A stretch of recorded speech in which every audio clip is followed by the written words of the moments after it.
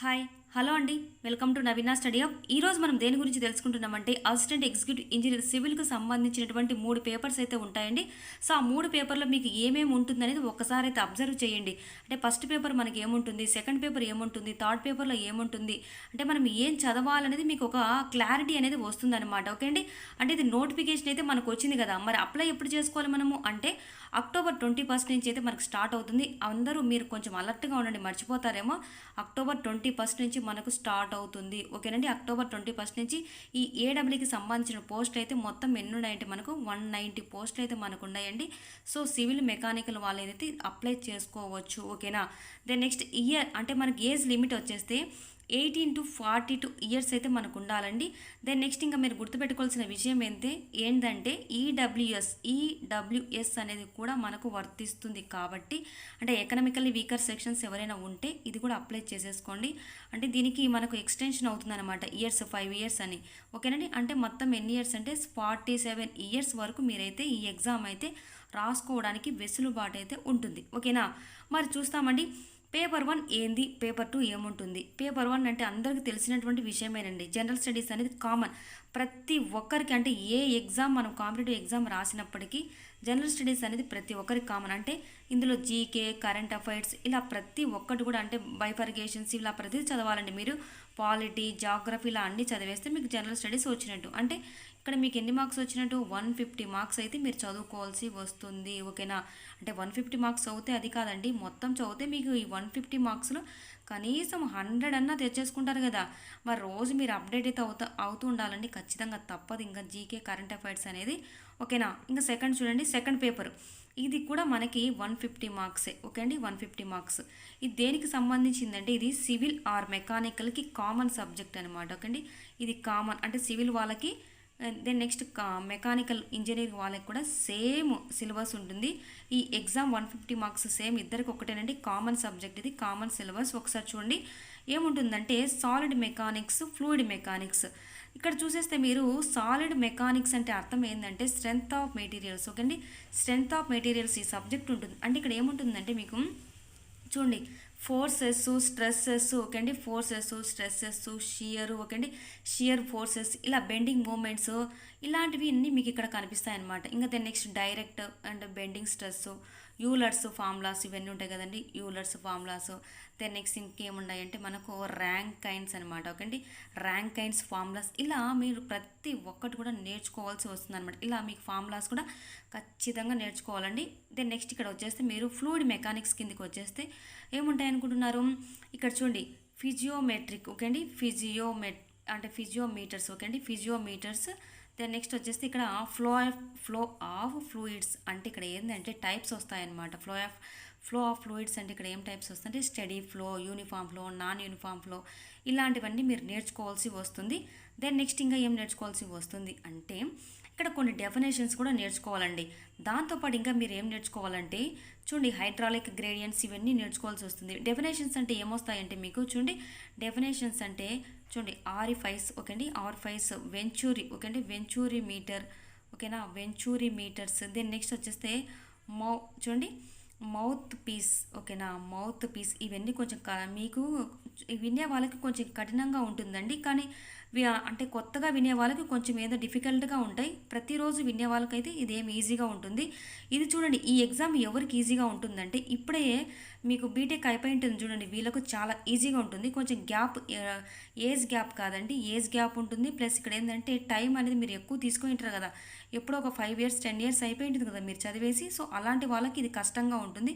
అలాంటి వాళ్ళు కొంచెం కాన్సన్ట్రేషన్ అయితే పెట్టేసేయండి. అంటే ఇప్పుడు మర్చిపోయి ఉంటారు కదా, మళ్ళీ ఒకసారి చదవండి. సో ఇంకా ఏంటంటే మీరు చదవాల్సింది నాచెస్, వేర్స్ ఇట్లాంటివన్నీ డెఫినేషన్స్ అయితే వీటన్నిటికీ మీరు నేర్చుకోవాల్సి వస్తుంది. ఓకేనండి. ఇక్కడ ఫ్లూయిడ్ మెకానిక్స్ అంటే ఇది అర్థం.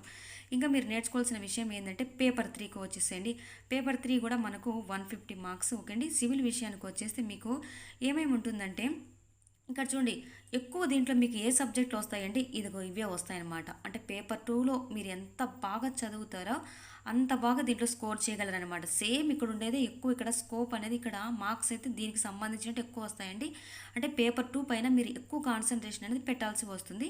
దెన్ నెక్స్ట్ ఇక్కడ దాంతో పాటు పేపర్ 3 ఏం చదవాల్సి వస్తుందంటే, మీరు బీటెక్లో వచ్చినటువంటి సబ్జెక్ట్స్ ఉంటాయి కదా, అవన్నీ ఒకసారి చూసేసుకుంటే మీరు ఈజీగా గెటిన్ అవ్వగలరనమాట. అంటే 150 మార్క్స్ కదండి, అదేం మనకేమి తక్కువ కాదు కదా మార్క్స్. సో కొంచెము చదవండి. అంటే చిన్న చిన్న, అంటే మీరు 23, 24లో మీకు అయిపోయి ఉంటుంది కదా బీటెక్, అలాంటి వాళ్ళకి ఇది ఈజీగా ఉంటుంది. ఈ కొంచెం గ్యాప్ వచ్చిన వాళ్ళకి మాత్రం కష్టంగా ఉంటుంది. ఓకేనా? అంటే వీళ్ళు గ్రూప్ 2 ఇలా వెళ్ళిపోయింటారు కదండి.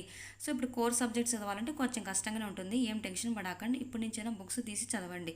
చూడండి, అంటే water supply engineering, waste water engineering, solid waste management, water resource engineering, surveying, soil mechanics and foundation engineering, transportation engineering, solid mechanics and analysis of structures, design of structures, building materials and construction practice, ఇటువంటివన్నీ మీరు నేర్చుకోవాల్సి వస్తుంది.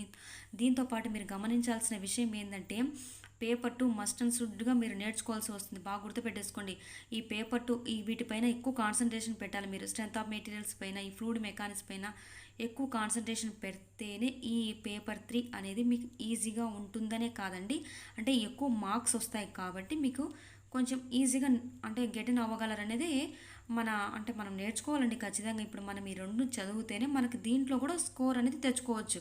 ఓకేనా? దీంతో పాటు మీకు అన్ని సబ్జెక్టులు చదవండి అనే విషయం అయితే మీకు అదే పనిగా గుర్తుకు చేస్తానండి. ఇది చదవండి, అది చదవండి అని లేకుండా ప్రతి బుక్స్ అయితే చదవండి. ఒకసారి మీకు తెలిసిపోతుంది అంటే ఏంటి, అసలు ఏం చదవాలి, అసలు మనం మర్చిపోయినామా లేదనే విషయం మన తెలుస్తుంది.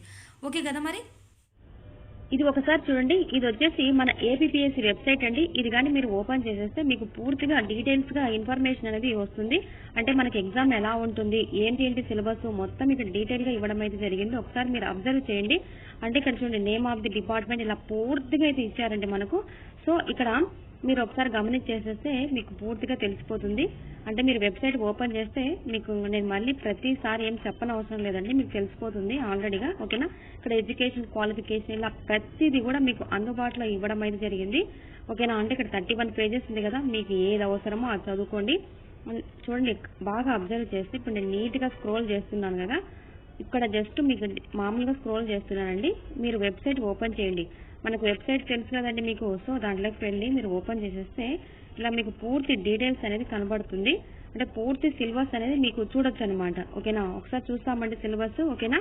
చూడండి, అంటే ఈడబ్ల్యూఎస్ కూడా మీరు ఉంటే పెట్టుకోండి. అది మాత్రం అంటే ఆ రిజర్వేషన్ ఉంటే పెట్టేసుకోండి. మళ్ళీ ఎందుకంటే అది మనకి మీకు 5 years అనేది ఎక్స్టెన్షన్ అనేది వచ్చింది కాబట్టి దానికి ఒకసారి అప్లై అయితే చేసుకొని అంటే పెట్టేసుకోండి. ఒకసారి చూడండి, ఈడబ్ల్యూఎస్కి సంబంధించింది కూడా మనకైతే ఇవ్వడం అయితే జరిగింది. ఇక్కడ చూడండి, కేటగిరీ ఆఫ్ క్యాండిడేట్స్ అని చెప్పేసి SC, ST, BCs and EWS 5 years అనేది మనకు పర్మిషన్ అయితే ఇవ్వడం అయితే జరిగింది కదా. సో ఇక్కడ మీరు ఒకసారి అబ్జర్వ్ చేయండి. మీకోసం ఇది అదే పనిగా చూపిస్తున్నాను. ఓకేనా? ఇంకా హౌ టు అప్లై ఇదంతా మీరు ఒకసారి చూసేసేయండి. పేమెంట్ ప్రాసెస్ స్టెప్స్ చూడండి ఒకసారి. ఓకేనా? దెన్ నెక్స్ట్ చూసేసేయండి. నెక్స్ట్ చూడండి మా ఫీజు కూడా ఇక్కడ బాగా నీట్గా క్లియర్గా ఇవ్వడం అయితే జరిగింది. దెన్ నెక్స్ట్ మీకు కావాల్సినటువంటిది ఏంది, మనకు మొత్తము మీకు చూడండి, మీకు ఏమేమి అవసరమో మొత్తం డీటెయిల్గా ఇక్కడ నీట్గా ఇచ్చారు. మీకు మెయిన్గా చదువుకోవాల్సింది ఎవరైనా సరే, మనకు ప్రతి ఒక్కరికైనా సరే చూడండి, సిలబస్ అనేది మెయిన్ ఇంపార్టెంట్. అది బాగా గుర్తుపెట్టేసుకోండి. సిలబస్ లేకుండా ఎవరే కానీ చదవద్దండి దయచేసి. సిలబస్ లేనిది ఎవరు చదవద్దు. ఓకేనా? సిలబస్ ముందు పెట్టేసుకొని మనం ఏం చదువుకోవాలని చదవండి. అంతేగాని ప్రతిదీ ఓపెన్ చేసేసి మీరు చదివేశారనుకోండి, టైం అనేది వేస్ట్ అవుతుంది. ఓకేనండి? ఒకసారి చూసేసేయండి. నేను సిలబస్ అనేది మీకు చూపిస్తాను. ఇక్కడ మొత్తం చూసేస్తే మీకు సర్వీస్ ఇక్కడ అంతా నీట్గా ఇచ్చేసారు చూడండి, జోనల్ వైజ్గా. ఓకేనా? అర్థమవుతుంది కదా మీకు. అంటే మీకు అర్థం కాకపోయినా మీరు వెబ్సైట్లోనే ఓపెన్ చేసి చూస్తారనే ఉద్దేశంతో మీకు ఇక్కడ నీట్గా క్లియర్గా చెప్పడం జరుగుతుంది. సిలబస్ చూస్తామండి. మనం ఇంకా కొంచెం స్క్రోల్ చేయాలి. ఓకేనా? చూసేసేయండి, వచ్చేస్తుంది. ఇదిగోండి సిలబస్ మనకు చూడండి, మొత్తం ఫస్ట్ పేపర్ 1 వచ్చేసి జనరల్ స్టడీస్ మెంటల్ అబిలిటీ ఉంటుంది, అది అందరికి కామన్ కదండి. సో ఇక్కడ పేపర్ 2 వచ్చేసి సివిల్ మెకానికల్ కి కామన్, మీకు ఆల్రెడీ చెప్పేసాను సిలబస్ అనేది. నెక్స్ట్ చూసేసండి పేపర్ 3 కూడా మీకు ఇక్కడ చూసేయండి నీట్ గా, మొత్తం ఇక్కడ సిలబస్ నీట్ గా ఇచ్చారు. ఒకసారి అబ్జర్వ్ చేసి మీరు ఏంటి చదువుకోవాలి అనేది ఒకసారి చూసేసేయండి. చూడండి paper 2 common for civil or mechanical అన్నారు కదా, అంటే ఫ్లూయిడ్ మెకానిక్స్ ఇవన్నీ చదువుకోవాల్సి వస్తుంది మీరు. ఓకేనా, సాలిడ్ అంటే స్ట్రెంగ్త్ ఆఫ్ మెటీరియల్స్ కూడా నీట్ గా చదవండి, ఖచ్చితంగా మీకు అందులో నుంచి మార్క్స్ అయితే వస్తాయి. సో మీరు పేపర్ 2ను స్కిప్ అయితే చేయొద్దండి, ఖచ్చితంగా పేపర్ 2 చదివితేనే మీకు పేపర్ 3 కూడా బాగా యూస్ఫుల్ అయితే అవుతుంది. ఓకే కదండి, ఇది మాత్రం మీరు వెబ్సైట్ లో ఓపెన్ చేసి చూసేసేయండి. ఓకేనా.